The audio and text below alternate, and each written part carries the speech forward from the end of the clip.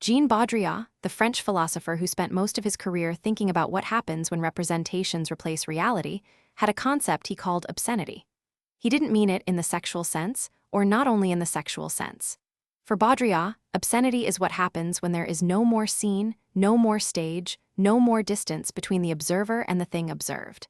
When everything is visible, when nothing is withheld, the result isn't liberation. It's a kind of pornography of transparency, where the image becomes more real than the thing it depicts, and the thing itself ceases to exist.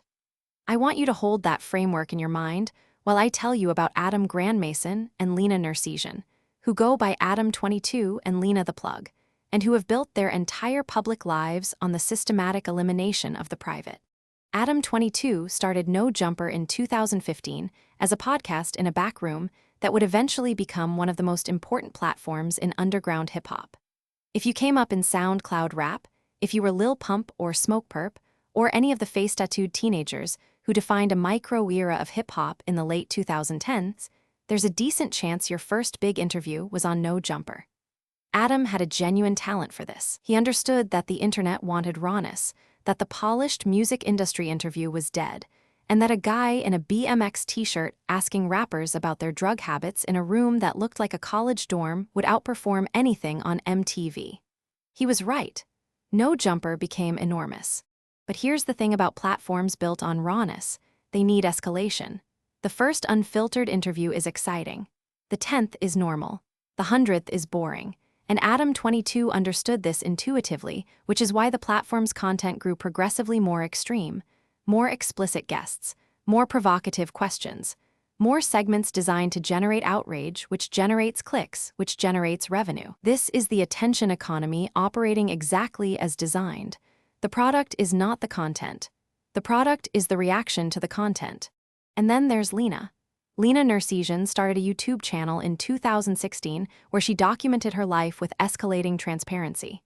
The channel's premise was built around a promise, implied and eventually explicit, that she would release a sex tape when she hit a certain subscriber count. This was the deal. Subscribe and you get to see me have sex. The framing was entrepreneurial. She described it as hustling. And when she eventually transitioned to creating pornographic content on OnlyFans, it was presented as a logical extension of the brand, which it was, because the brand was always the progressive dismantling of boundaries between private life and public consumption. Adam and Lena got together and got married, and their relationship became the central content engine for both of their platforms. And this is where Baudrillard's concept of obscenity becomes analytically essential. Because what Adam and Lena did wasn't just share their relationship publicly. Every celebrity couple does that. What they did was make the relationship's value contingent on its visibility. The relationship existed as content, not content about a relationship. Content that was the relationship. The distinction matters. In 2023, Lena filmed an explicit scene with adult film performer Jason Love. Adam discussed this publicly on No Jumper. He described his feelings about it. He analyzed the dynamics. Lena discussed it on her platforms. They turned a sexual encounter between Lena and another man into a multi-platform content event that generated millions of views, thousands of comments, and an extended public discourse about their marriage. And then, in January 2026, Adam boxed Jason Love. The fight lasted 73 seconds. Love won by TKO in the first round, dropping Adam twice. The man who had sex with his wife beat him up on camera, and this too became content. I want to be very clear about what I'm analyzing here. I'm not interested in judging anyone's sexual choices. Consenting adults can do whatever they want. What I'm interested in is the structure. Because the structure reveals something about what happens when intimacy is fully absorbed into the logic of content production. When you film your wife having sex with another man and then fight that man on camera, you haven't processed a complex emotional experience. You've monetized it. Every feeling, every humiliation, every moment of vulnerability has been converted into engagement metrics, and the system rewards this. The boxing match generated massive attention. The sex tape generated massive revenue. The podcast discussions generated massive downloads. By every metric the attention economy uses to measure value, Adam and Lena's strategy worked. But let's talk about what else was happening while the content machine was running. On June 1, 2023, Rolling Stone published an investigative piece titled The Coercive World of No Jumpers Adam22. The article documented allegations from multiple women and girls, the youngest 16 years old, who accused Adam Grandmason of sexual assault, abuse, and coercion. The allegations included pressuring women to film pornographic content with him and his wife. One woman, Desiree Elida, said Adam began dating her when she was 16.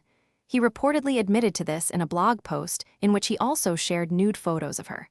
She alleged he sexually assaulted her when she was 19. Atlantic Records dropped No Jumpers label deal after the article was published. Adam denied the allegations, and then the content continued. That's the part that should disturb you. The machine didn't stop. It absorbed the allegations, processed them through the content engine, and kept producing. Because in the Baudrillardian framework, scandal isn't a disruption to the spectacle. Scandal is the spectacle's most efficient fuel. There's a detail from 2025 that crystallizes everything. Adam launched a cryptocurrency meme coin on the Solana blockchain. He announced it on Twitter 30 minutes after deployment.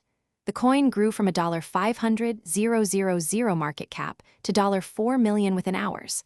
Then insiders dumped their holdings and the coin crashed to $100,000. CoffeeZilla, the crypto journalist, called it what it was, a pump and dump scam.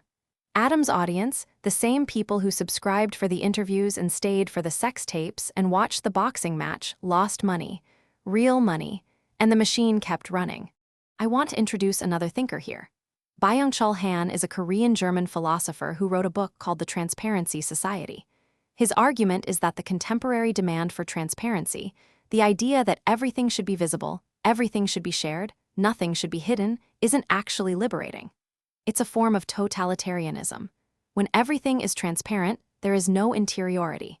There is no self that exists apart from its representation. And without interiority, without a private self, there can be no genuine intimacy, because intimacy requires a boundary between what is shared and what is withheld. Intimacy is, by definition, what you show to some people and not others.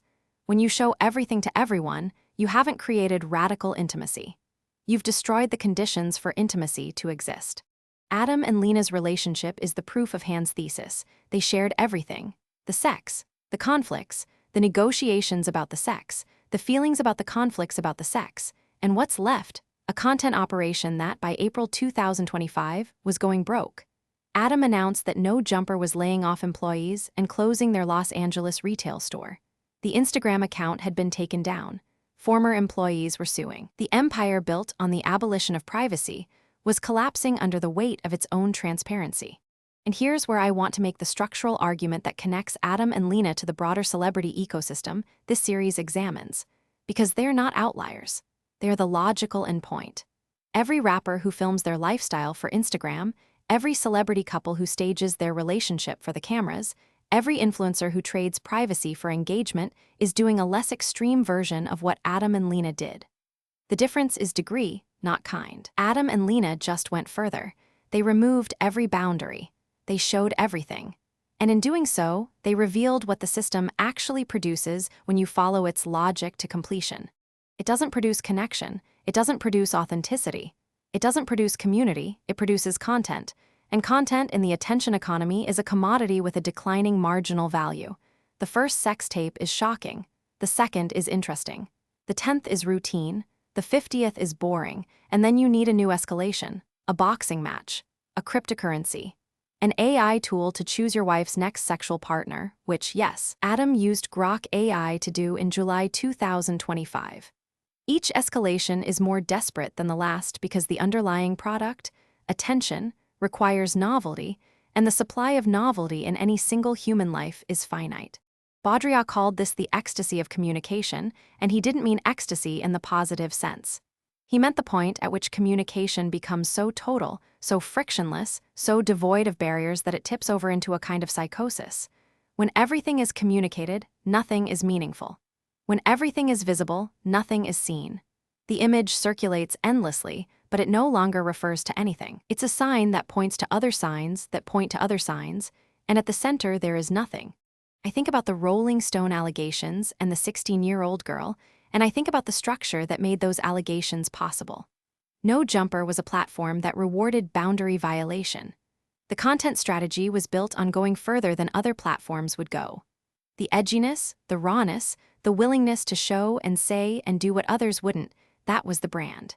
And when that ethos extends from content into conduct, when the person who builds a career on violating boundaries starts violating boundaries with actual human beings, with teenagers, the platform's defenders act shocked.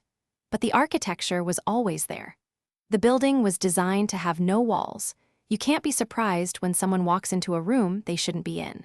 There's a scene I keep imagining, and I know it's speculative, but I think it's analytically useful. I imagine Adam and Lena at home, cameras off, children asleep, no podcast recording, no OnlyFans shoot scheduled. Just two people in a room, and I wonder what they talk about. Not because I want to invade their privacy, which would be an ironic impulse given the subject, but because I genuinely wonder if there's a version of themselves that exists outside the content. If there's a self that hasn't been filmed, a feeling that hasn't been narrated, an experience that hasn't been monetized. Han would say no. Han would say that when you've fully submitted to the transparency society, the private self doesn't retreat behind the camera. It ceases to exist. The performance becomes the person. And the person, having nothing left to reveal, having no interiority remaining, becomes what Baudrillard called a fractal subject, a self that reproduces endlessly at smaller and smaller scales without ever arriving at a core. No jumper is going broke. The retail store is closed. The employees are suing. The crypto scam collapsed. The boxing match was a humiliation. The Instagram is down. But the content continues, because the content must continue. Because without the content, Adam and Lena are just two people in a room with nothing to say to each other that hasn't already been said to a camera. And that, more than any scandal or allegation or financial collapse, is the actual obscenity. Not that they showed too much, but that there might be nothing left to show. Baudrillard wrote that we live in a world where there is more and more information and less meaning.